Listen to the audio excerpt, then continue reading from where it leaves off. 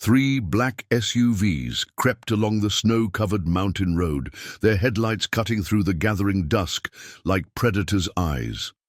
They couldn't have known that the town's new sheriff, hunched over his computer filing digital reports with his wire-rimmed glasses reflecting the screen's glow, was once known as Ghost Walker, the legendary Marine Force Recon operator whose name still echoes through the darker corners of Afghanistan, with more confirmed eliminations than any operator.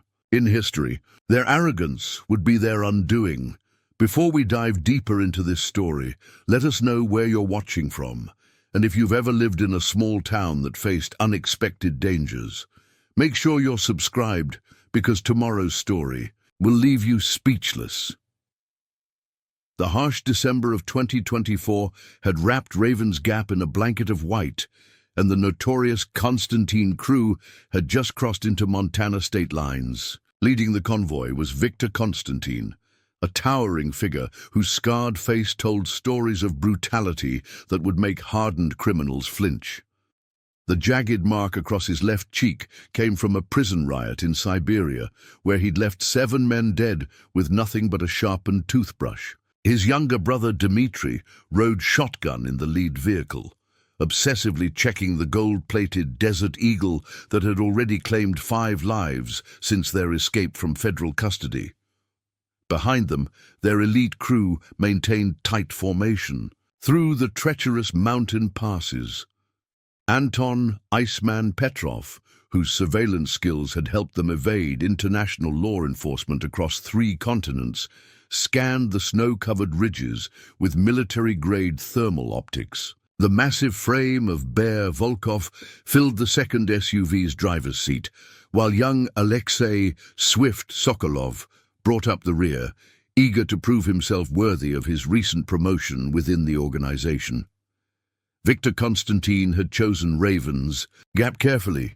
The isolated mountain town had struggled since the ski resort project failed, leaving its luxury cabins half-built and its people desperate. Their previous sheriff had vanished in a suspicious hunting accident 2 months ago, and word was they'd only managed to find some tech-savvy replacement who spent more time updating the department's computer systems than patrolling the streets.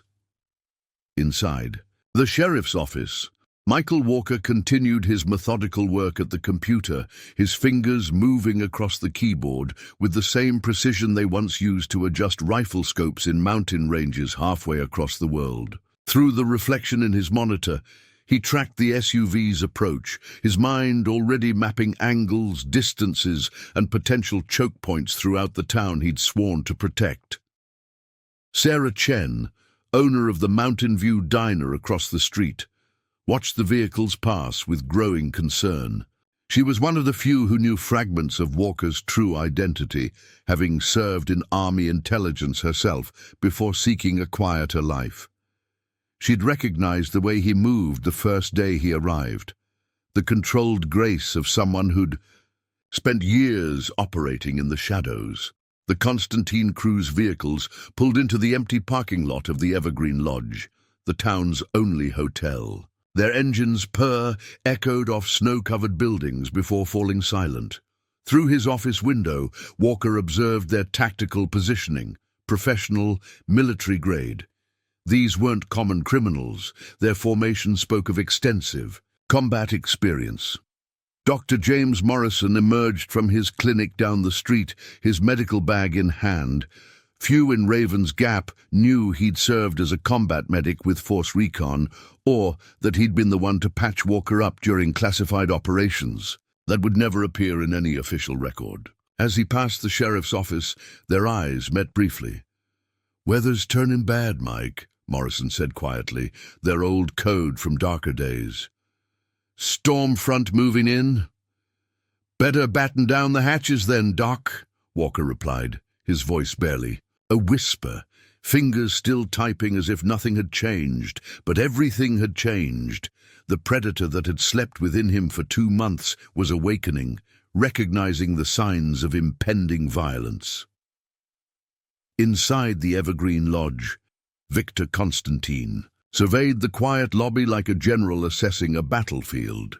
The hotel's owner, Rebecca Hayes, felt her heart race as she checked them in, noticing how they positioned themselves to cover all entrances and exits. Her daughter, Emily, a high school senior who helped manage the hotel's security cameras, had already spotted the weapons they carried beneath their heavy winter coats. Young Tommy Martinez watched from his family's grocery store as more vehicles began arriving, unmarked vans that took up positions at key intersections throughout town. At 16, he'd become Walker's unofficial student, learning about the department's new computer systems. The sheriff had been teaching him about network security, but Tommy suspected those lessons contained deeper meanings about strategy and surveillance. Marcus Webb, the town's deputy, maintained his patrol route with deliberate casualness. The former Army Ranger had recognized something familiar in Walker during his job interview: the quiet competence of someone who'd operated at the highest levels of military special operations. Now, as he drove past the new arrivals, he noted their faces, comparing them to the international wanted lists he'd memorized during his daily briefings. What the Constantine Crew couldn't see was how Walker's apparent focus on his computer masked his rapid assessment of the situation.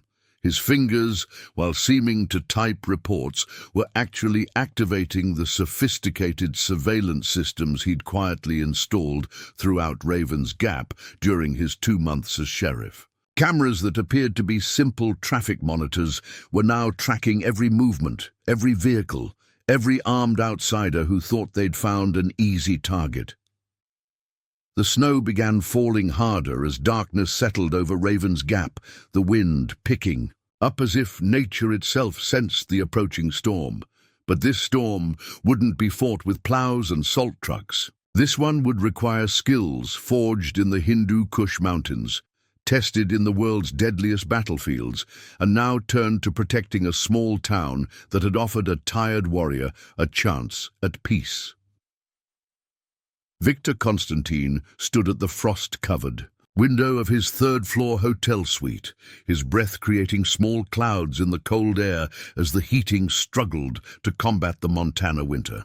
Through the swirling snow, he studied the sheriff's office with the calculated patience that had made him legendary in the underground weapons trade.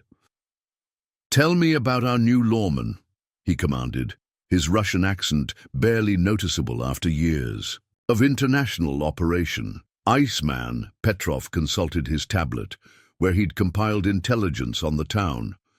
Michael Walker, age 38, transferred here from Seattle PD's cybercrimes unit. Seems he specialized in updating small departments' digital infrastructure. No combat record, no weapons qualifications beyond basic requirements. Looks like a tech geek who wanted a quiet posting. He paused, frowning slightly, though something feels off about his background check. "Explain," Viktor demanded, his scarred face reflected in the window glass. "The records are too perfect," Petrov admitted, "like someone with extensive resources made them. But maybe I'm being paranoid. 2 months of surveillance shows he spends most days behind that computer." Dmitri Constantine laughed from his position by the door, where he was field stripping his Desert Eagle for the 3rd time that hour. "A cyber cop in the middle of nowhere. The Americans make it too easy sometimes, brother." Viktor didn't share his younger brother's amusement. 20 years of surviving in the darkest corners of the criminal world had taught him to trust his instincts. Something about this town didn't feel right. The way the local deputy drove past the hotel exactly every 47 minutes, not the random timing of a bored cop on patrol. How the diner owner across the street seemed to be doing inventory, but her movements were too precise, too measured. Even the teenage girl at the hotel desk had studied them a moment too long during check-in. "Bear," Viktor called to the massive man standing guard by the suite's entrance. "Take Swift and do another sweep of the town. I want to know about every camera, every security system, every potential problem." He turned from the window, his face hardening, "and find out what really happened to the previous sheriff." Hunting accidents in towns like this are rarely accidents. Inside the sheriff's office, Walker's fingers continued their steady dance across the keyboard, but his mind was processing every scrap of intel coming through the sophisticated surveillance network he'd established. The thermal imaging cameras, disguised as ordinary security equipment, showed him the positions of armed men throughout the hotel. The SIGINT equipment, hidden in the town's new cell tower, was intercepting fragments of conversations in Russian, bringing back memories of operations in Eastern Europe. "Coffee, Sheriff?"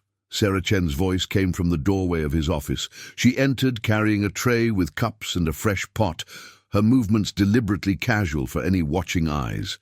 But as she set it down, she smoothly passed him a note, hidden beneath a napkin. "Made it fresh, just the way you like it." Walker smiled his usual quiet smile, pushing his wire-rimmed glasses up his nose with one finger. "You're a lifesaver, Sarah." Once she'd left, he palmed the note while reaching for his cup. The message was brief. 6 more vehicles approaching. From North Access Road. Military-grade communications detected. The North Access Road. Walker's mind immediately overlaid a topographical map of the area. In summer, it was an alternate route into town.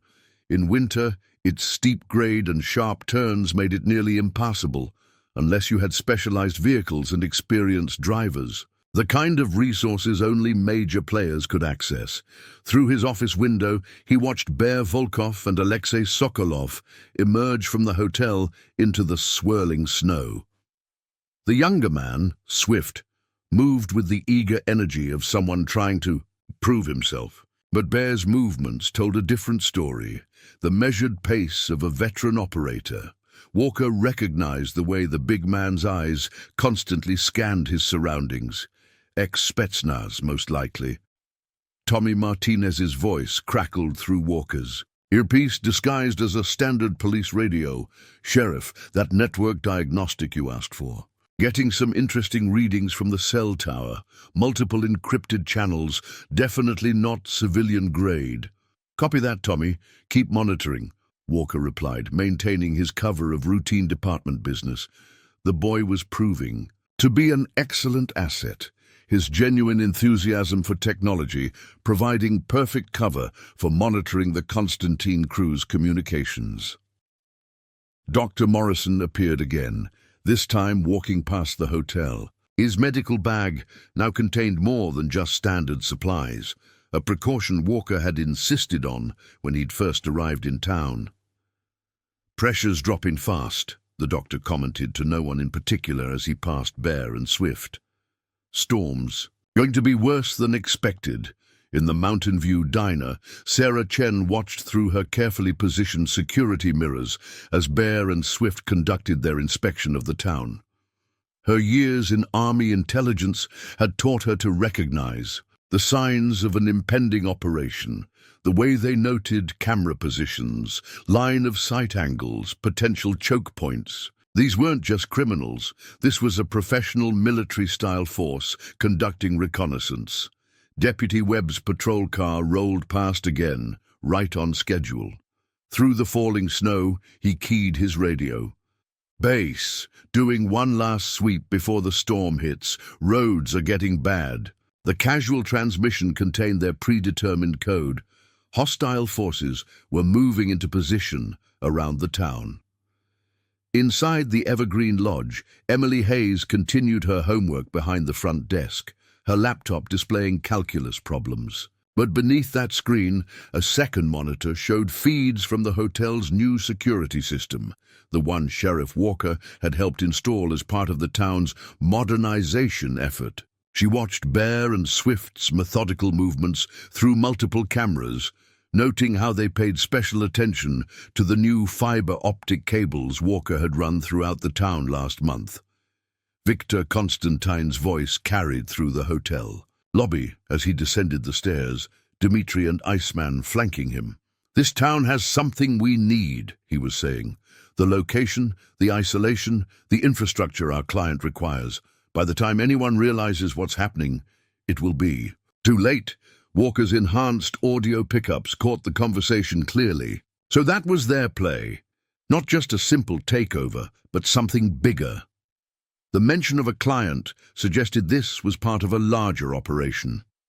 He thought about the town's unique features, its position near the Canadian border, the abandoned ski resort's private airstrip, the new fiber optic lines he'd insisted on installing. All things that could be valuable to the right kind of criminal enterprise.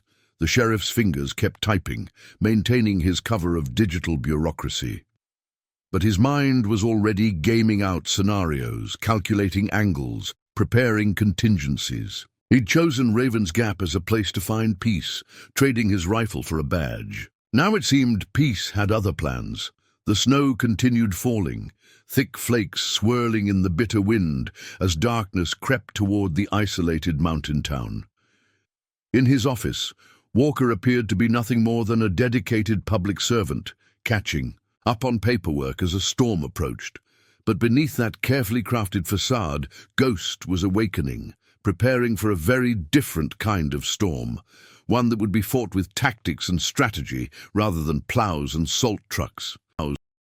The kind of storm he'd hoped to leave behind in those distant mountains where he'd earned his call sign. But sometimes, as he was learning, the past had a way of following you home, and sometimes protecting peace meant being ready for war. Inside, the Evergreen Lodge's kitchen, Bear Volkov's massive frame made the industrial equipment seem almost miniature as he questioned the nervous staff. His size and scarred knuckles carried unspoken threats that loosened tongues faster than direct. Violence. "Tell me about the sheriff," he demanded of the head cook, a weathered local named Frank Miller. "What's his routine?"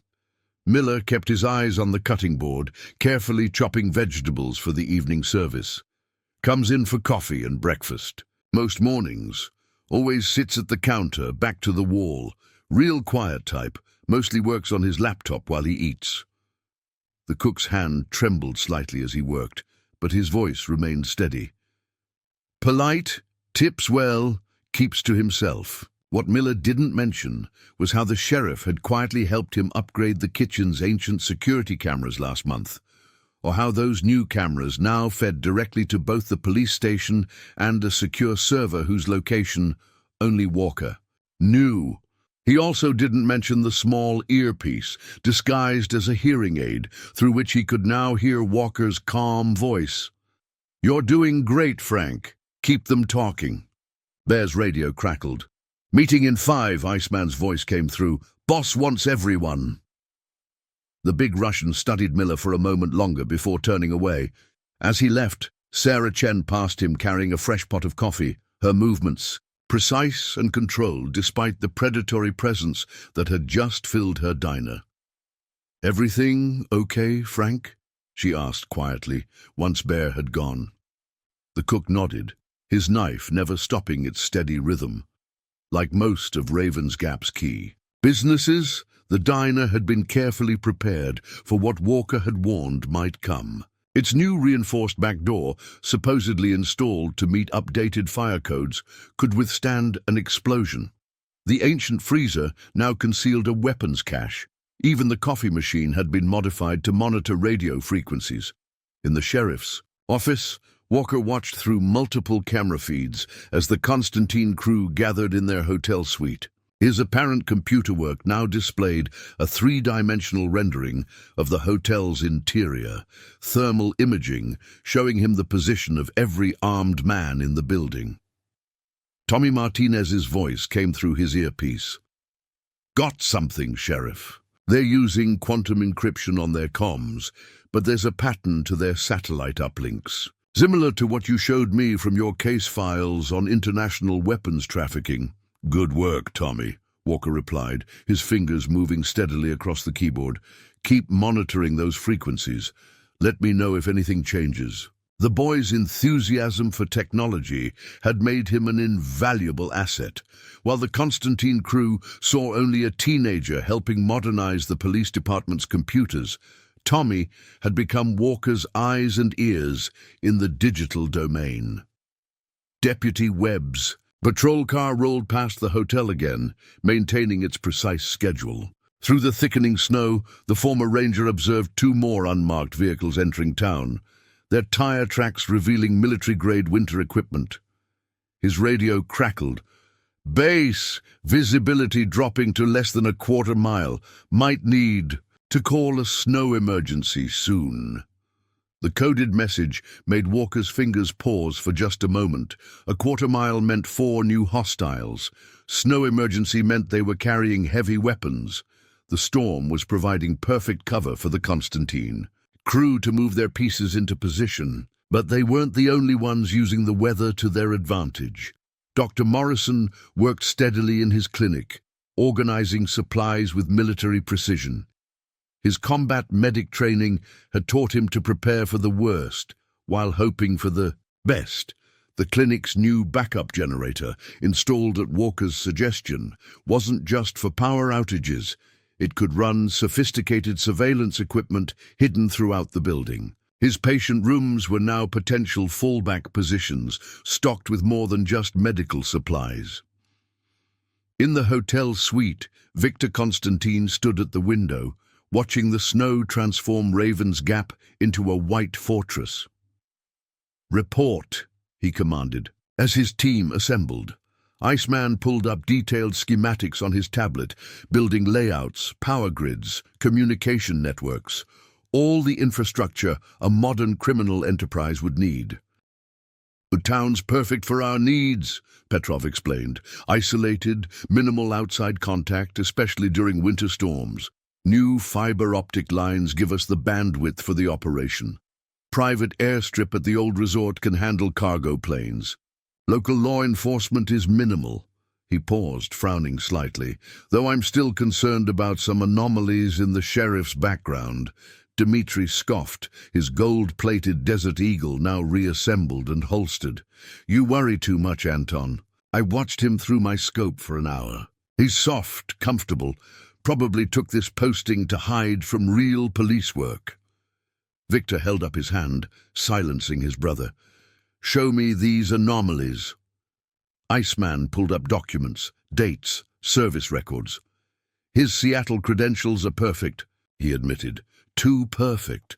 No disciplinary issues, no commendations, nothing remarkable at all.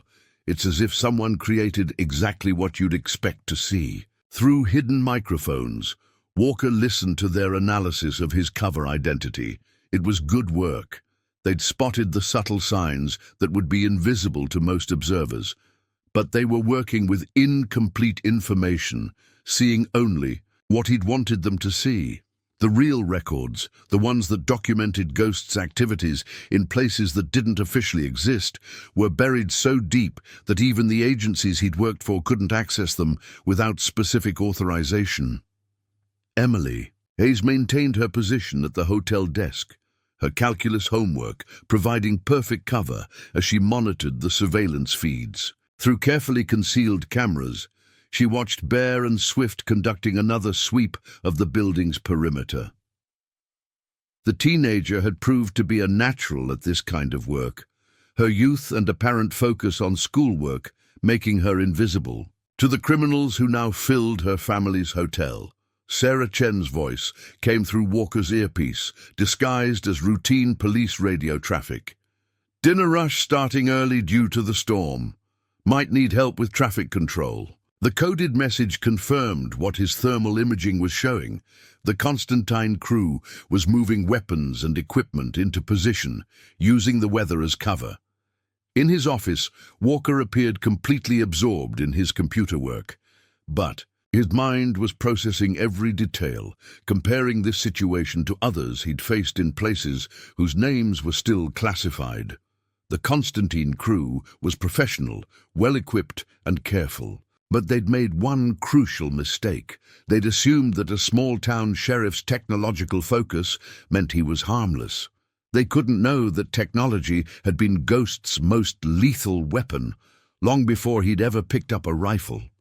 They couldn't know that every upgrade he'd implemented in Raven's Gap over the past 2 months had been dual purpose, creating a sophisticated tactical network disguised as small-town infrastructure modernization.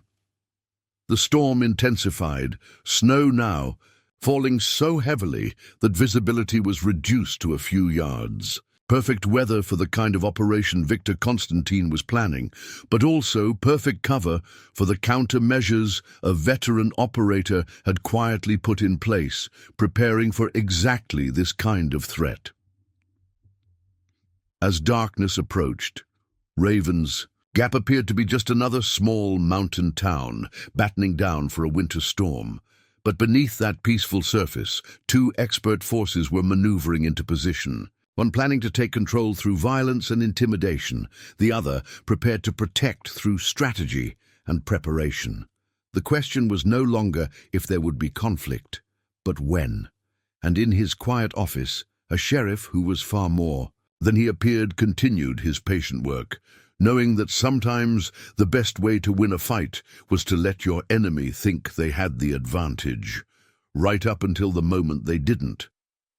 The afternoon storm had transformed Raven's Gap into a whiteout, the howling wind masking the sound of Viktor Constantine's men moving into their final positions. Through the swirling snow, black-clad figures slipped between buildings, their movements precise and coordinated. To any watching eyes, they would have been nearly invisible. But Sheriff Walker wasn't relying on eyes alone. Target Alpha moving. Southeast, Tommy Martinez's voice came through Walker's earpiece, the teenager's expertise with the town's new surveillance system proving invaluable. Thermal signatures show 5-man team, heavily armed. They're approaching the power station. A pause then.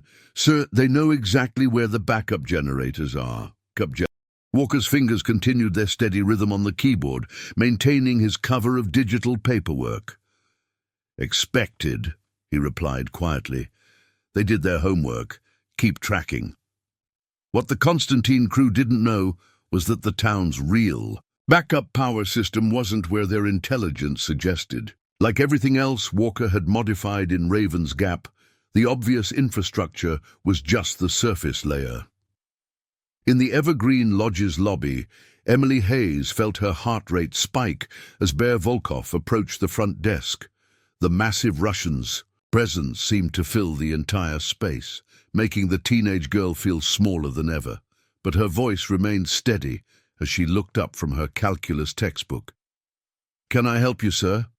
"Phone lines are down," Bear rumbled, his accent thicker than before. Storm must have damaged them. Behind his bulk, Swift moved toward the hotel's communications room, trying to appear casual.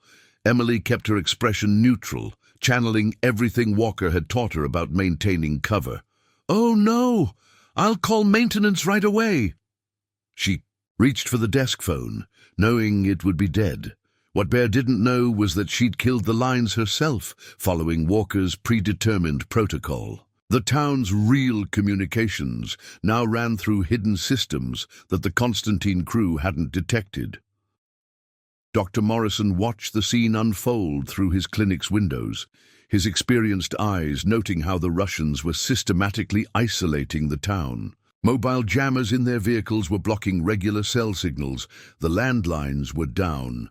To most residents, it would appear that the storm had simply cut them off from the outside world, as winter storms often did in Raven's Gap. The doctor's hands moved automatically, organizing supplies, while his mind tracked positions and movements. Unlike most of the town's defenders, he'd seen Ghost in action before, in places that didn't exist on any map. He knew what Walker was capable of.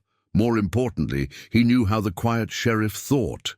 Patience, Walker had told them during one of their secret planning sessions.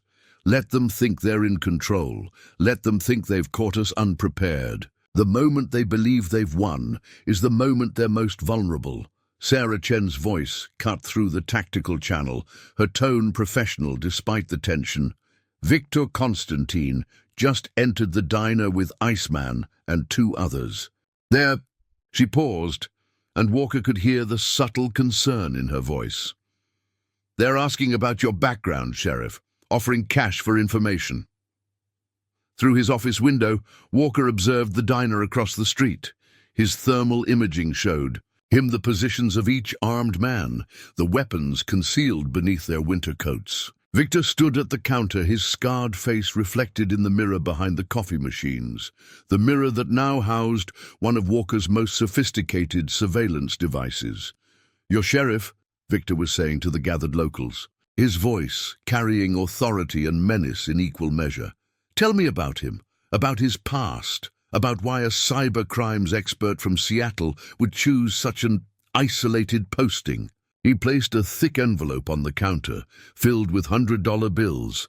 "We're just concerned citizens wanting to know who's protecting our new investment in the community." Deputy Webb's patrol car rolled past the diner right on schedule, maintaining the precise routine that the Constantine Crew had noted and dismissed as small-town predictability. But Webb wasn't just patrolling. Each pass updated his mental map of enemy positions, movements, and weapons. The former ranger had served with Ghost before, in operations that would remain classified for decades.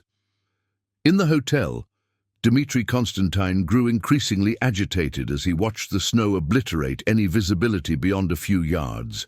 "This is taking too long, brother," he complained to Viktor when they regrouped. "We should move now, while the storm gives us cover." Viktor studied his younger brother with the same cold calculation he'd used to build his criminal empire. "Patience, Dmitri. Everything is proceeding according to plan. The town is isolated, communications are cut, our men are in position."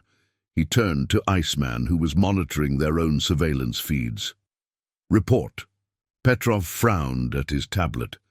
"Sheriff's still at his desk, working on his computer. Hasn't moved in hours except to get coffee, but—" He hesitated, something clearly bothering him. "The town's too quiet, too organized. Even with the storm, people should be more panicked about losing communication. They're used to being cut off." Dmitri dismissed the concern. "It's a mountain town in winter." But Viktor shared Iceman's unease. 20 years of survival instinct had taught him to recognize when something felt wrong. The sheriff's perfect background, the town's new infrastructure, the way certain residents moved with just a bit too much purpose. It was like looking at a painting that was almost but not quite real. In his office, Walker's fingers paused on the keyboard for just a moment as Tommy's voice came through his earpiece. "Sir, detecting multiple satellite uplinks. They're calling in something big." Walker resumed typing, his mind already processing the implications. The Constantine Crew wasn't just planning to take over the town. This was something larger. Something that required serious resources and coordination. Through his network of sensors, he tracked their communications pattern, recognizing the signature of a major operation about to launch. Sarah Chen's voice confirmed his analysis. Viktor just received a call. Mentioned something about the package being en route. Whatever they're planning, it's starting soon. Walker checked his watch, noting the time with practiced precision. The storm would peak in approximately 2 hours, providing maximum cover for whatever the Constantine Crew had planned. But storms worked both ways. Weather that could hide an attack could also mask a defense. The sheriff appeared completely absorbed in his digital work, the very picture of an overwhelmed small town, lawmen trying to keep up with paperwork during a crisis. But beneath that carefully crafted facade, Ghost was running complex calculations, timing windows, planning moves and counter-moves. The Constantine Crew had planned their operation meticulously. They'd chosen their target carefully. They'd implemented their strategy with professional precision. But they'd made one critical error. They'd assumed that a sheriff's technological focus meant he wasn't a threat. They were about to learn that in modern warfare, technology could be the deadliest weapon of all. And Ghost hadn't earned his reputation by being predictable. As the storm raged outside, transforming Raven's Gap into a battlefield that would favor the prepared, two forces moved toward inevitable conflict. One believing they held all the advantages, the other knowing that assumption was their greatest weakness. The time for hiding was almost over. Soon the Constantine crew would learn why Ghost's name still echoed in the world's darkest corners. Not because of his skill with a weapon, but because of his ability to turn an enemy's strength into their greatest vulnerability.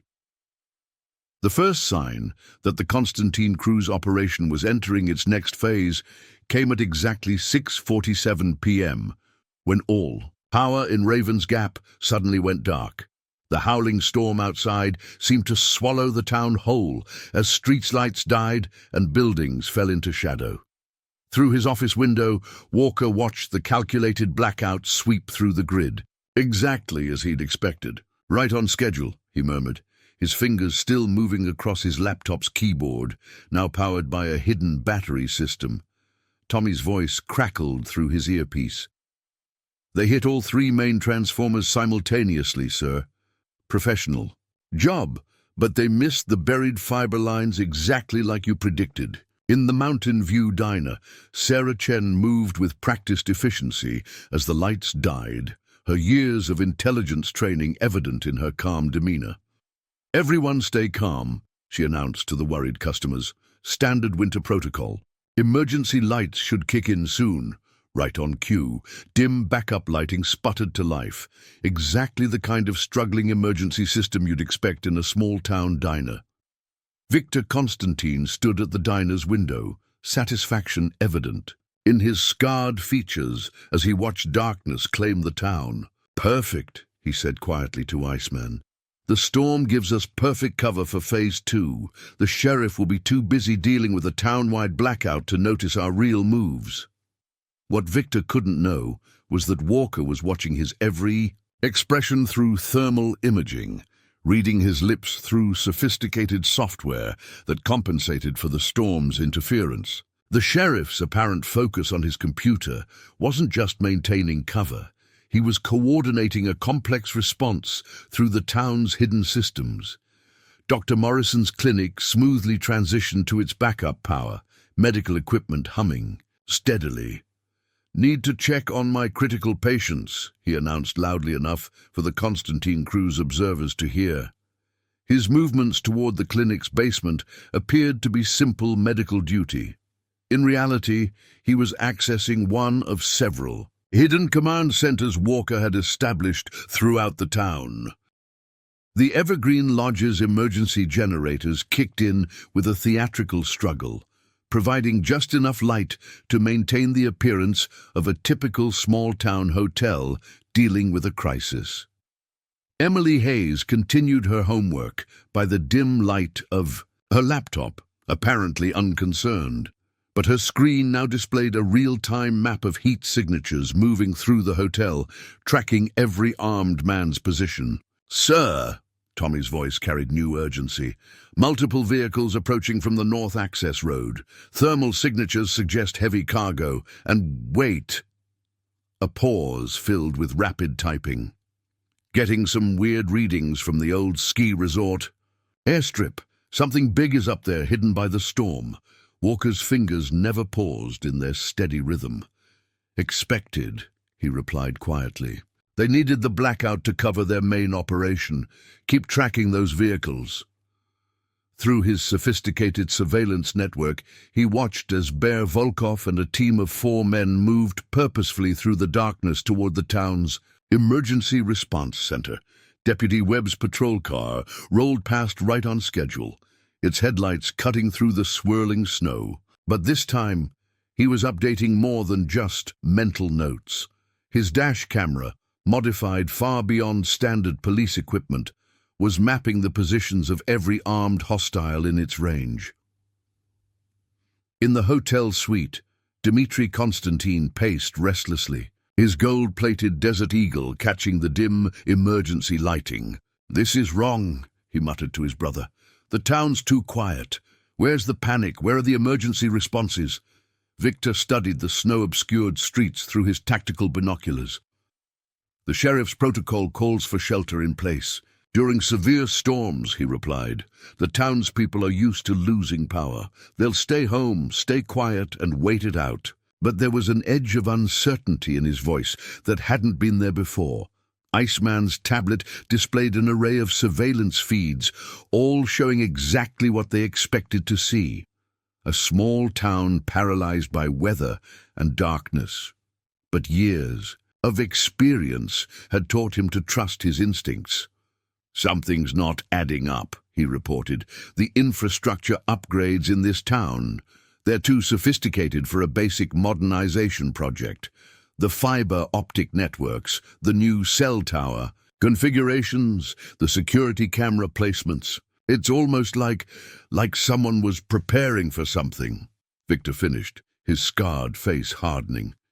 Get me everything you can find on Walker's background, not just the official records. I want to know why a cybercrimes expert would choose this posting and why he'd implement security measures that look more military than civilian. Through hidden microphones, Walker listened to their growing suspicion with professional detachment.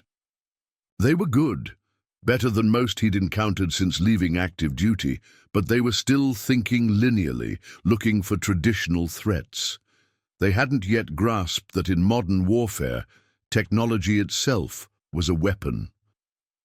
Sarah Chen's voice came through his tactical channel. Package spotted. Heavy transport helicopter running dark, using the storm for cover, coming in from the Canadian border. Her voice carried the crisp precision of her intelligence training.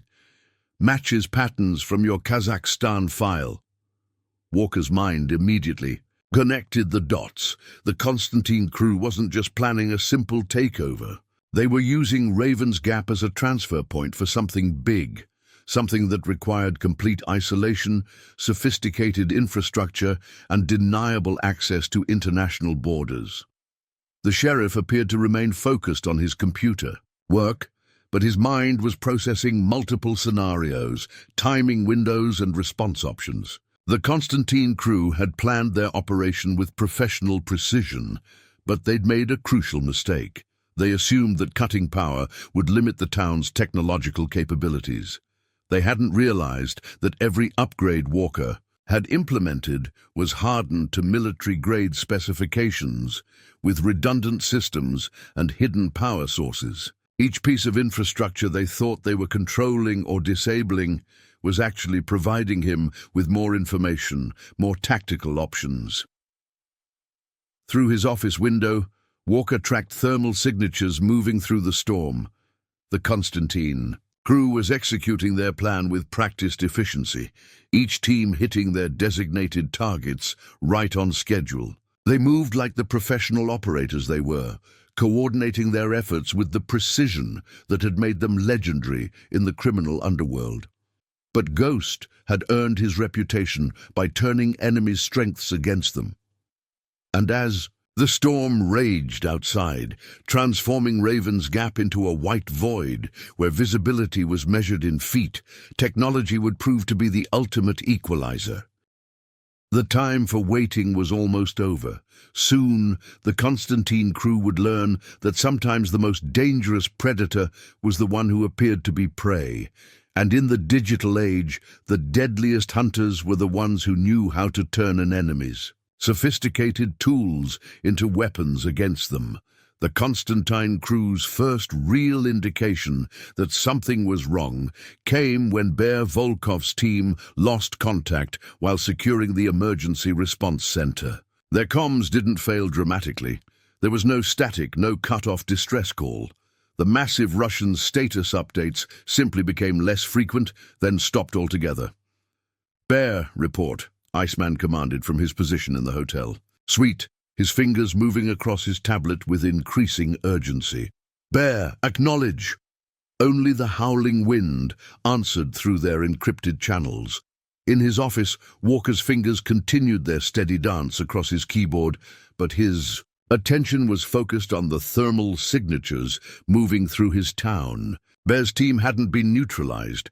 That would have alerted the others immediately. Instead, they'd been digitally isolated, their sophisticated communications equipment subtly redirected through Walker's own systems. "Package is 3 minutes. Out," Tommy's voice reported through the secure channel. "They're running dark, using the storm for cover, but our microwave sensors are tracking them fine." The teenager's expertise with the town's hidden detection systems had proven invaluable. "Also, sir, that thing we discussed, it's ready." Viktor Constantine stood at his hotel window, watching the snow-obscured streets through tactical binoculars. Years of survival instinct were screaming that something was wrong, but the scene below showed exactly what he expected. A small town paralyzed by darkness and weather, emergency services struggling to respond to a crisis. "Dmitri," he commanded, "take Swift and check on Bear's team. Maintain radio contact." His younger brother moved to comply, checking his gold-plated Desert Eagle with practiced efficiency. But Victor's attention was fixed on the sheriff's office across the street, where Walker's silhouette was visible through frosted windows, still apparently absorbed in computer work. "Sir," Iceman's voice carried an edge of concern. He rarely showed, "We're getting some strange readings from our communications array. The encryption is holding, but—" He paused, frowning at his displays. "It's like our signals are being reflected somehow, bounced through multiple points before reaching their destinations."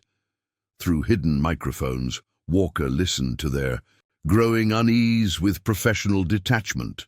The Constantine crew was good, their operational security was nearly perfect, their equipment state-of-the-art. But they'd made the same mistake many modern operators did. They'd assumed that controlling the technology meant controlling the battlefield. Sarah Chen's voice came through his tactical net. "Dmitri and Swift just entered the diner.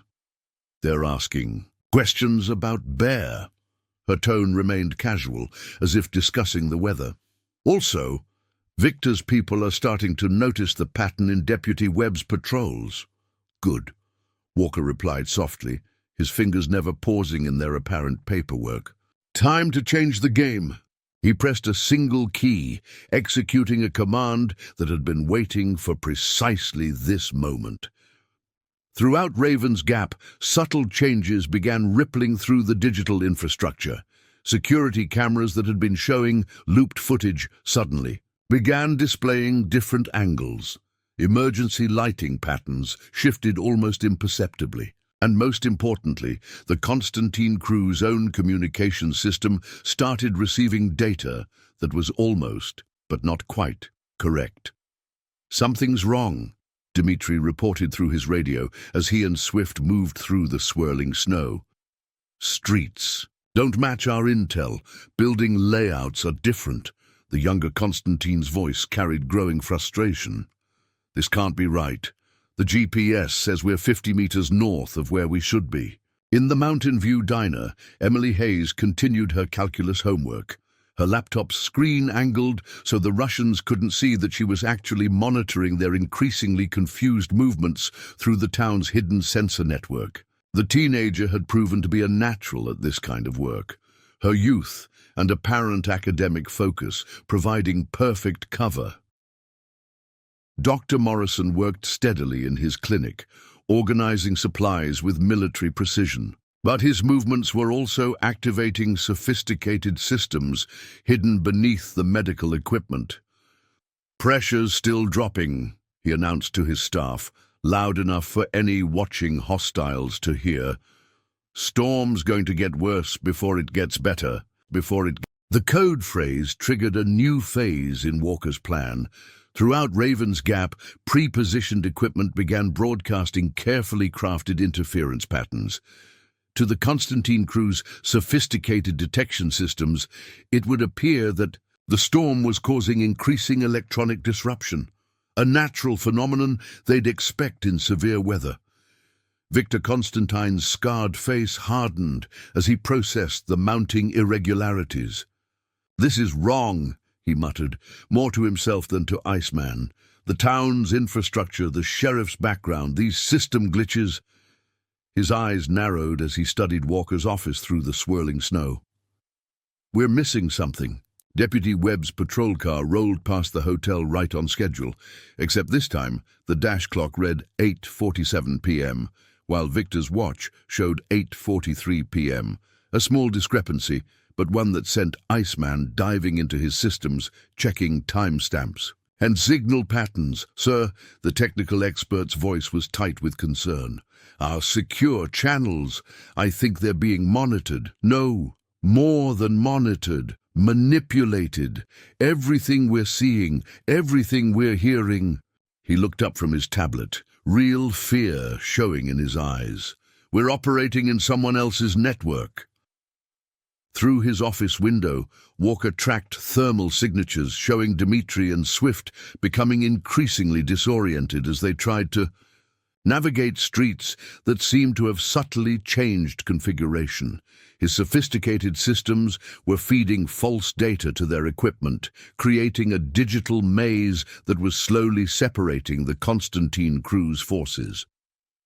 Tommy's voice came through his earpiece. "Package is holding position at the edge of sensor range, sir. They're waiting for confirmation that the landing zone is secure." The teenager paused, then added, "But they're not getting accurate readings anymore, are they?" "No," Walker replied quietly, his fingers still moving across his keyboard. "They're getting exactly what we want them to get." Years of experience had taught him that in modern combat, perception was often more powerful than reality. By controlling the digital environment, he was slowly reshaping the battlefield itself. Sarah Chen watched through her diner's windows as confusion spread through the Constantine Crew's operations. Their movements were becoming less coordinated, their communications more frequent as they tried to reconcile conflicting information. "They're starting to understand," she reported, "but they still haven't figured out who they're really dealing with." In his hotel suite, Viktor Constantine's legendary composure was cracking.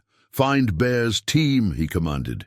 "Get me accurate readings on our communications, and someone tell me why our satellite uplinks are showing 3 different sets of coordinates for the same location." But it was too late. The Constantine Crew had walked into an invisible web, thinking they were the spiders when they were actually the prey. Every piece of technology they relied on, every encrypted radio, every GPS unit, every thermal scope, had become part of Walker's arsenal. The sheriff appeared to remain focused on his computer work, but Ghost was counting down to the moment when the hunters would realize they were actually the hunted. Sometimes, he reflected, the deadliest weapon wasn't a gun or a bomb. Sometimes it was simply controlling what your enemy believed to be true. The digital maze Walker had created began, closing around the Constantine Crew like an invisible net. In the swirling snow, Dmitri, Constantine, and Swift found themselves passing the same storefront for the 3rd time, though their GPS insisted they were moving in a straight line toward the emergency response center. "This is impossible," Dmitri snarled, his gold-plated Desert Eagle now drawn, despite orders to maintain low profile. "The town isn't that big. How are we getting lost?" Through his tactical radio, he could hear similar confusion from other teams, their professional discipline cracking under the weight of inexplicable contradictions. In his office, Walker allowed himself a small smile as he monitored their deteriorating situation. Through his sophisticated surveillance network, he watched the Constantine Crew's formation dissolving as their own technology betrayed them. Each team was receiving slightly different data, creating confusion that grew exponentially with every attempt to coordinate. "Sir," Tommy's voice carried excitement barely contained by professional discipline, "the package aircraft is requesting new coordinates. Their instruments are showing conflicting data for the landing zone. The teenagers' expertise with the town's hidden systems had proven invaluable in implementing Walker's strategy. Viktor Constantine stood in his hotel suite, his scarred face reflected in the window as he watched his operation unraveling. "Iceman," he commanded, "shut down all our systems. We go dark, regroup, start fresh." His voice carried the authority that had built his criminal empire, but underneath was a note of uncertainty he hadn't shown in years. "Sir?" Iceman's fingers flew across his tablet. "I can't. The encryption protocols, they're not responding correctly. It's like—" He looked up, real fear in his eyes. "It's like every command we send is being intercepted, modified and sent back to us. We're not just being monitored, we're being controlled." Through hidden microphones, Walker listened to their growing realization. The Constantine Crew had brought sophisticated technology to dominate a small town. Instead, their own systems had become weapons turned against them. Each encrypted transmission, each GPS coordinate, each thermal scan was now feeding into his network, creating a digital battlefield where he held every advantage. Sarah Chen's voice came through his tactical channel. "Bear's team is completely isolated near the clinic. They've lost all communication, and their equipment is showing them conflicting data about their location." Her years of intelligence training were evident in her precise reporting. "Dr. Morrison has them under surveillance. They're starting to look nervous." In the clinic, Morrison maintained his cover of medical preparation while monitoring the confused Russians through hidden cameras.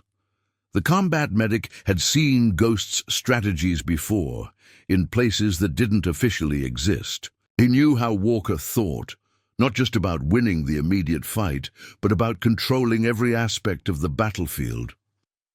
Deputy Webb's patrol car rolled past the hotel again, but this time the Constantine Crew's timestamps showed 5 different times for the same event. Their attempts to coordinate were becoming increasingly frustrated as team leaders tried to reconcile conflicting data. "The storm's interfering with our equipment," Viktor insisted, but his voice lacked conviction. 20 years of survival instinct were screaming that this was something else, something deliberate. His eyes locked onto the sheriff's office, where Walker's silhouette remained visible through the swirling snow, still apparently absorbed in computer work. "Sir," Tommy reported through Walker's earpiece, "they're trying to switch to backup frequencies. But—" the boy's voice carried satisfaction. "They're just moving deeper into our network." Walker's fingers never paused in their steady rhythm across his keyboard. To any watching eyes, he appeared to be nothing more than a dedicated public servant dealing with a weather emergency. But through his sophisticated systems, he was orchestrating a complex digital ballet that was slowly dismantling the Constantine Crew's capabilities. Emily Hayes maintained her position at the hotel desk, her calculus homework providing perfect cover as she monitored the Russians' increasing frustration through hidden cameras. The teenager had proven to be a natural at this kind of warfare, understanding instinctively how to use her youth and apparent academic focus to become invisible to the very people she was helping to trap. "Viktor!" Iceman's voice carried an edge of panic now. "Our satellite uplinks are showing impossible readings. GPS is giving us coordinates that would put us in 3 different locations simultaneously. Even our thermal imaging is—" He stopped, studying his displays with growing horror. The patterns, the infrastructure upgrades, the sheriff's background. His eyes widened with sudden understanding. This isn't just a town, it's a giant digital weapon. Through his office window, Walker tracked thermal signatures, showing the Constantine Crew's teams becoming increasingly separated and disoriented. His sophisticated systems were feeding them data that seemed accurate at first glance, but contained subtle distortions that amplified with every attempt to coordinate their movements. "The package is circling," Sarah Chen reported through the tactical net. "Their instruments are showing the landing zone in 3 different locations. They're burning fuel and getting nervous." Her voice carried the satisfaction of a professional, appreciating another's work. The storm's giving them perfect cover, but they can't trust their navigation systems. Viktor Constantine's legendary composure finally cracked. "This sheriff," he demanded of Iceman.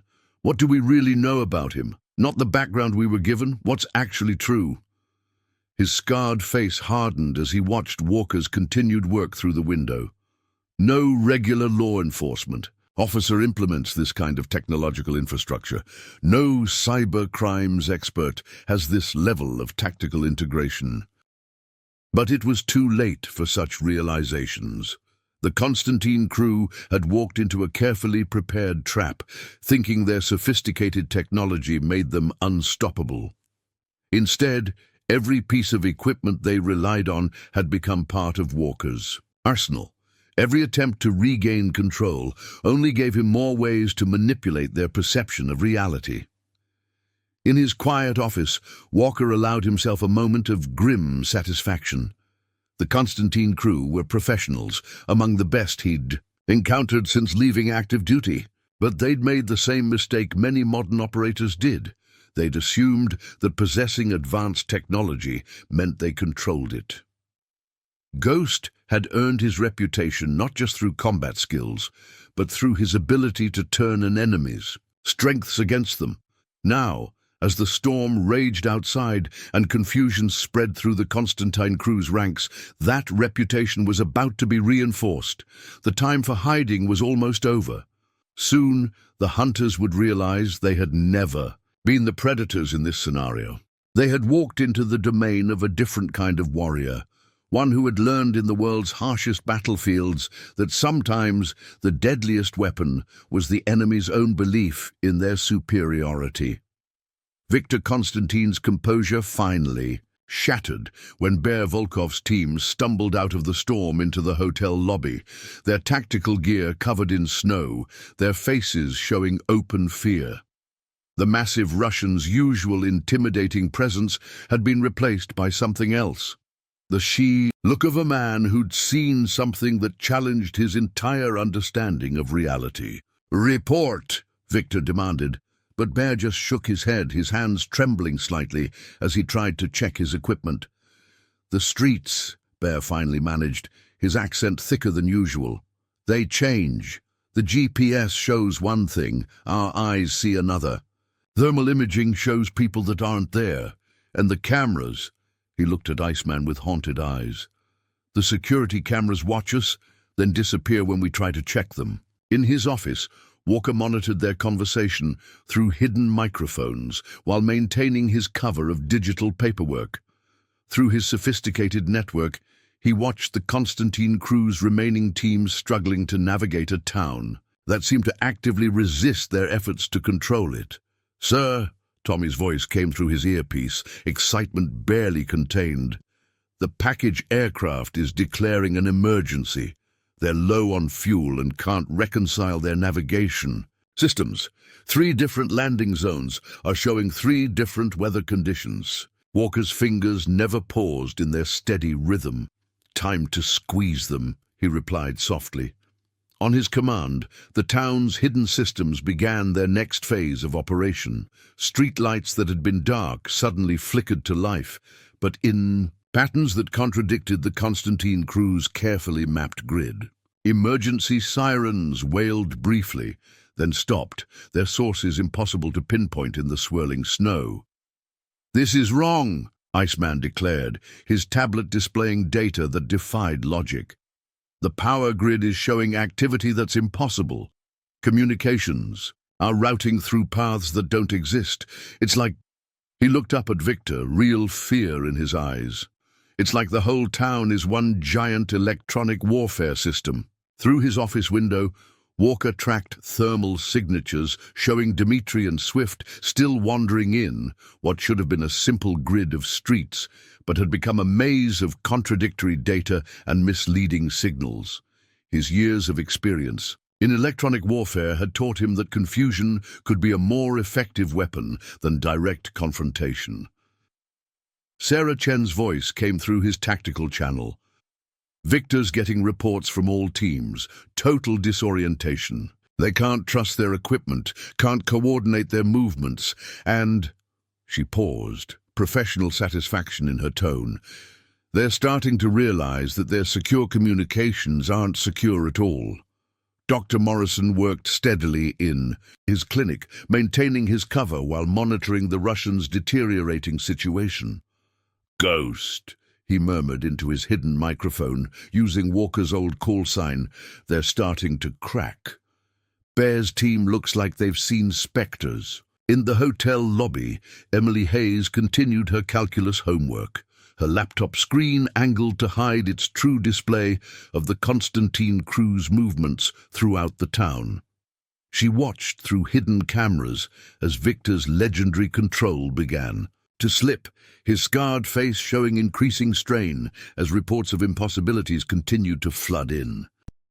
"We've lost contact with the package," Iceman reported, his fingers flying across his tablet. "Their instruments are showing them over 3 different locations. Navigation, weather radar, terrain mapping, nothing matches. They're declaring an emergency and diverting to their alternate landing zone." Viktor's fist slammed into the hotel desk, causing Emily to jump in perfectly performed surprise. "How?" he demanded. "How is this happening? We control all communications, all power, all infrastructure." His eyes locked onto the sheriff's office across the street, where Walker's silhouette remained visible, still apparently absorbed in computer work.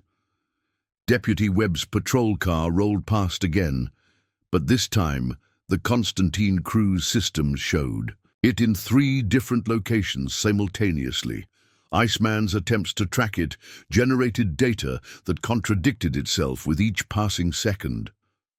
"It's him," the technical expert whispered, staring at his tablet in disbelief. "The sheriff. This whole town. It's all been a trap." Through hidden microphones, Walker listened to their growing realization with professional detachment. The Constantine Crew had brought sophisticated technology to dominate a small town. Instead, they'd walked into a carefully prepared kill box, where every piece of technology they relied on had become a weapon turned against them. "Sir," Tommy reported, "their backup systems are trying to compensate, but they're just creating more confusion. Every attempt to regain control gives us more access to their network." The teenagers' expertise with the town's hidden systems had proven invaluable in implementing Walker's strategy. Viktor Constantine stood at his hotel window, watching his operation dissolve into chaos. Years of criminal success had been built on careful planning, superior technology, and absolute control. Now, in a small mountain town during a winter storm, all 3 advantages had been turned against him. "Ghost," Iceman whispered, the name carrying weight even in its softness. "The sheriff. He's Ghost, the digital phantom from the classified operations in Eastern Europe, the one who could turn entire communications networks into weapons." His face showed the fear of someone who just realized they were dealing with a legend they'd hoped was just a story. Walker's fingers continued their steady rhythm on his keyboard, but his mind was processing multiple streams of data, coordinating the complex digital ballet that was slowly dismantling the Constantine Crew's capability to function. Every encrypted transmission they sent, every attempt to coordinate their forces, every piece of digital equipment they relied on was now part of his arsenal. Through the swirling snow, Dmitri, Constantine, and Swift found themselves back at the Mountain View Diner, though their GPS insisted they were half a mile away. Sarah Chen watched through carefully hidden cameras as the younger Constantine's composure cracked, his gold-plated Desert Eagle now drawn despite orders for discretion. "The town," Swift muttered, his young face showing strain. "It's like it's alive, like it's fighting us." His tactical radio crackled with distorted versions of his own voice, creating an eerie echo that seemed to come from everywhere and nowhere. In his quiet office, Walker allowed himself a moment of grim satisfaction. The Constantine Crew were professionals, among the best he'd encountered since leaving active duty. But they'd made a crucial mistake. They'd assumed that controlling technology meant they controlled the battlefield. The time for hiding was almost over. Soon, the hunters would discover that their sophisticated equipment, their careful planning, their absolute confidence had led them into a trap more subtle and more complete than any they'd encountered before. They were about to learn why Ghost's name still echoed in the world's darkest corners, not because of what he could destroy, but because of how he could turn an enemy's strength into their greatest weakness. The moment when Sheriff Michael Walker finally stood from his desk marked a transition that sent ripples through the Constantine Crew surveillance network. His movements, as he removed his wire-rimmed glasses and placed them carefully aside, carried a fluid grace that seemed completely at odds with his previous persona of a tech-focused lawman. "Sir," Tommy's voice came through his earpiece. "All systems are in lockdown mode. Every piece of their equipment is now running through our networks, and—" The teenager paused, pride evident in his voice. "That thing you asked me to prepare, it's ready." Through his office window, Walker observed Viktor Constantine's growing agitation in the hotel suite across the street. The crime lord's scarred face showed the strain of watching his carefully planned operation dissolve into chaos. Even from this distance, Walker's enhanced surveillance picked up Victor's words clearly. "Find him, find Ghost, whatever it takes." But Ghost was done hiding. With deliberate precision, Walker reached beneath his desk and activated a sequence of commands that he'd prepared months ago. Throughout Raven's Gap, digital systems began shifting from passive interference to active engagement. The Constantine Crew's sophisticated equipment, already compromised, started displaying very different information. In the hotel lobby, Bear Volkov's team watched in horror as their tactical displays showed heat signatures appearing and disappearing. Throughout the town, signatures that moved with impossible speed and precision. Their thermal scopes revealed figures that vanished when viewed directly, while their motion sensors detected movement that shouldn't have been possible. "He's hunting us," Bear whispered, his massive frame seeming to shrink as decades-old stories about Ghost's operations in Eastern Europe surfaced in his memory, like the stories from Chechnya. An entire separatist base, their own technology turned against them, no survivors. Sarah Chen's voice came through Walker's tactical net. "Dmitri and Swift just entered the diner again. They're—" She paused, professional amusement in her tone. "They're seeing your old operations footage on their tactical displays. The classified videos from Kazakhstan, they look terrified." Indeed, the younger Constantine's face had gone pale as his equipment displayed scenes that had been buried in the deepest vaults of various intelligence agencies, operations where Ghost had turned entire military installations into weapons against their own forces, using their sophisticated technology to create an environment of absolute psychological warfare. "The package aircraft has diverted," Tommy reported. "Their fuel state forced them to land at their alternate site. But," the boy's voice carried satisfaction, "their backup landing zone's coordinates now lead to a Canadian Forces base. They'll have some explaining to do." Walker moved through his office with measured steps, each movement calculated and precise. The predator that had slept beneath his carefully constructed facade was fully awake now, ready to demonstrate why his name still caused hardened operators to wake in cold sweats. "It's impossible," Iceman was saying in the hotel suite, his tablet displaying data that defied reality. "He's not just in our systems, he's in everything. Every camera, every sensor, every piece of communications equipment.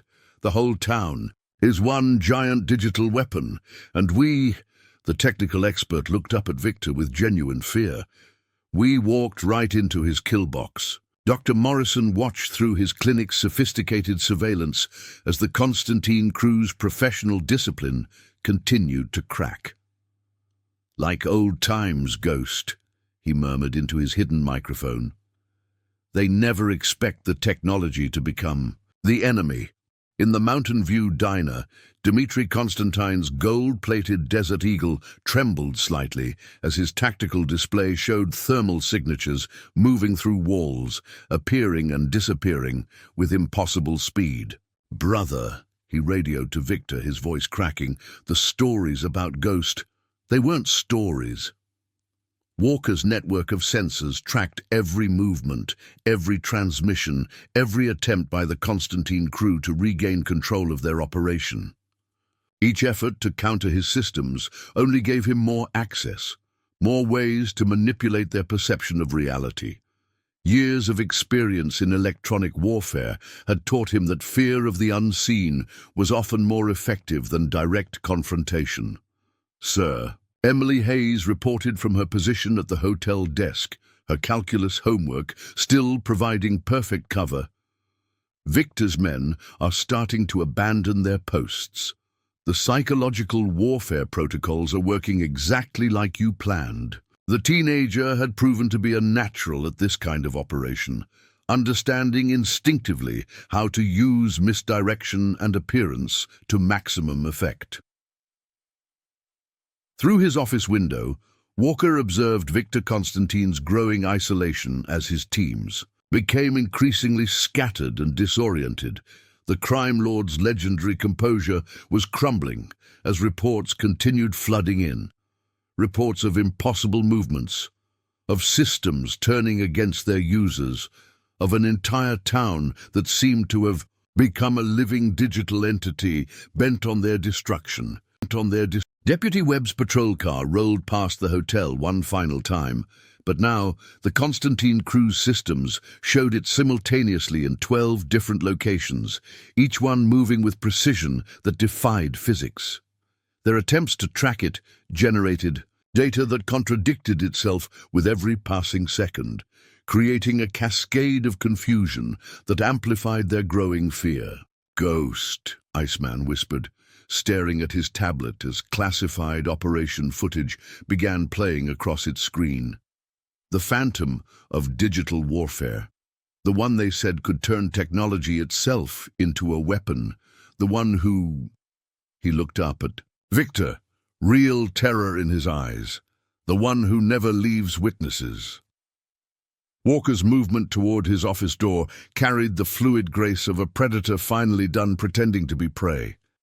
Through his sophisticated network, he watched the Constantine Crew's remaining cohesion dissolve as their own equipment betrayed them completely. Every screen now showed scenes from his classified operations. Every tactical display revealed impossible threats. Every radio transmission carried echoes of battles they'd never fought, but now seemed terrifyingly real. The time for hiding was over. Ghost had risen, and the Constantine Crew was about to learn why some legends persist long after their supposed end. They were about to discover that in the modern age, the deadliest predator wasn't the one with the most sophisticated weapons. It was the one who could turn those weapons against their owners. In the swirling snow outside, Raven's Gap seemed to hold its breath as a different kind of storm prepared to break. The quiet sheriff, who had spent months preparing his battlefield, was ready to show why his name still echoed in the world's darkest corners.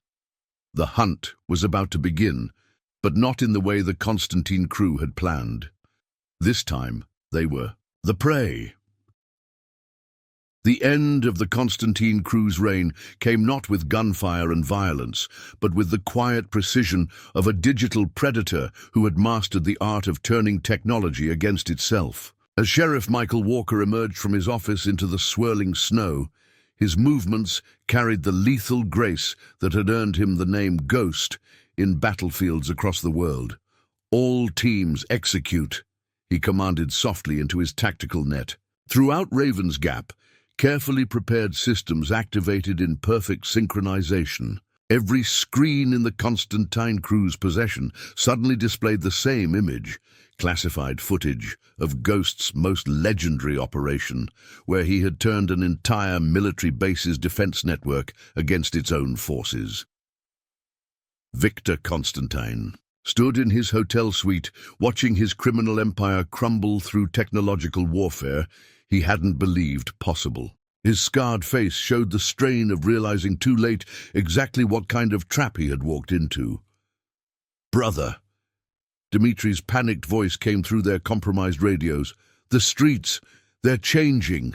Nothing matches our intel. We can't." The transmission dissolved into static. Through his sophisticated surveillance network, Walker tracked the Constantine Crew's disintegration with professional detachment. Bear Volkov's team had already surrendered to Dr. Morrison at the clinic. The massive Russian's legendary courage broken by technology he couldn't fight. Swift had dropped his weapons in the Mountain View diner, Sarah Chen watching with quiet satisfaction as the young gunman's bravado crumbled in the face of digital warfare beyond his comprehension. "Package team is in custody," Tommy reported, through Walker's earpiece. "Canadian forces found them exactly where you predicted. Their equipment led them straight into a military installation." The teenager's voice carried pride in the success of their operation. "They're singing like birds about the Constantine Crew's entire network." Iceman made his last desperate attempt to counter Walker's systems, his fingers flying across his tablet with increasing panic. "It's not possible," he muttered, watching as his own encryption protocols turned against him. "The whole town. It's all been one giant trap. Every upgrade, every new system, every piece of infrastructure was designed for this moment." Walker completed the thought, his voice carrying through their compromised communications with crystal clarity. "You brought sophisticated technology to dominate a small town. Instead, you armed your own prison." His words echoed through every device, every radio, every screen in the Constantine Crew's possession. Viktor Constantine's legendary composure finally shattered completely. Through Walker's surveillance, he watched the crime lord realize the full extent of his failure. Every piece of equipment they'd relied on, every system they'd trusted, had been compromised long before they'd arrived. Their own technological superiority had become the weapon of their destruction. "Ghost," Viktor whispered, the name carrying weight even in defeat. "The stories. They said you died in that classified operation in Kazakhstan. Said you disappeared after turning an entire military complex against itself." His hand moved toward his weapon, but Walker's voice stopped him cold. "Look at your tactical display, Viktor," Ghost commanded softly. The crime lord's screen lit up with real-time footage of every member of his crew being systematically contained. Bear Volkov, hands raised in surrender. Dmitri Constantine, his gold-plated Desert Eagle abandoned in the snow. Swift and Iceman, their sophisticated equipment useless against a digital phantom they couldn't fight. "It's over," Walker stated simply. "Your organization is being dismantled across 3 continents as we speak. Every account, every safe house, every operation, all compromised by the very technology you trusted to protect them. Sometimes the deadliest predator isn't the one with the most powerful weapons. It's the one who can turn those weapons against their owner." Throughout Raven's Gap, law enforcement teams that had been quietly pre-positioned moved in with precise coordination. Deputy Webb's patrol car was joined by federal tactical units that emerged from the storm like ghosts themselves. Dr. Morrison's clinic transformed into a processing center for prisoners, while Sarah Chen's diner became a command post for the operation's final phase. "Sir," Emily Hayes reported from her position in the hotel, her calculus homework finally set aside, "all targets are contained. The psychological warfare protocols worked exactly as you designed." The teenager's natural talent for this kind of operation had proven invaluable, her youth and apparent innocence providing perfect cover until the very end. Viktor Constantine made no move to resist as Walker approached him in the hotel suite. The crime lord's eyes showed the understanding of a man who had finally grasped the true nature of his defeat. "You played us perfectly," he admitted. Made us think we were the hunters when we were the prey all along. A lesson learned in the world's harshest battlefields, Walker replied, his voice carrying the weight of experience earned in places that didn't officially exist. The most effective trap is the one your enemy walks into believing they're in complete control. Outside, the storm began to ease, as if nature itself recognized that the true conflict was over. Raven's Gap emerged from the swirling snow transformed, no longer just a small mountain town, but the site of a legendary operation that would be studied in intelligence circles for years to come. Dr. Morrison approached Walker as the last of the prisoners was processed. Just like old times, Ghost, the former combat medic observed quietly. They never expect technology to become the enemy. No, Walker agreed, watching as federal agents began the process of documenting the Constantine Crew's sophisticated equipment that had become the instrument of their own downfall. They never do. Sarah Chen joined them, her years of intelligence experience evident in her appreciation of the operation's elegance. The town's asking questions, she reported. They want to know if their quiet sheriff is really who they thought he was. Walker watched as Tommy Martinez helped federal technical teams secure the Constantine Crew's compromised systems. The teenager had proved to be more than just an asset. He represented the future of this kind of warfare, where victory was achieved through intelligence rather than violence. "To tell them the truth," Walker replied, his voice carrying the certainty of a man who had finally found his true purpose. Tell them their sheriff is exactly who he chose to become, not a ghost from the past, but a guardian of the present, someone who uses his skills to protect rather than destroy. As the sun began to break through the clearing storm, Raven's Gap slowly returned to life. The town had changed, its people bonded by the knowledge that their quiet, tech-focused sheriff was something more. A legend who had chosen their community as the place to make his stand. Viktor Constantine and his crew were escorted away to face justice, their sophisticated operation dismantled not by superior firepower, but by superior strategy. They had brought technology to dominate a small town, never realizing that the town itself had been transformed into a weapon against them. In his office, Walker replaced his wire-rimmed glasses and returned to his computer work. But now, the town knew that their sheriff's dedication to modernization had been more than just civil service. It had been preparation for protecting them from threats they hadn't even known existed. The legend of Ghost would grow from this day, but not as a tale of destruction. Instead, it would be remembered as a story of protection, of using deadly skills to defend rather than destroy, a reminder that sometimes the most dangerous predator is the one who chooses to become a guardian. For in the end, the true measure of a warrior isn't found in how many battles they win, but in which battles they choose to fight. And in a small mountain town called Raven's Gap, a digital phantom had finally found a cause worth fighting for. The end. For now. Don't forget to subscribe and hit that notification bell to catch our next thrilling story tomorrow. Your support means everything to us.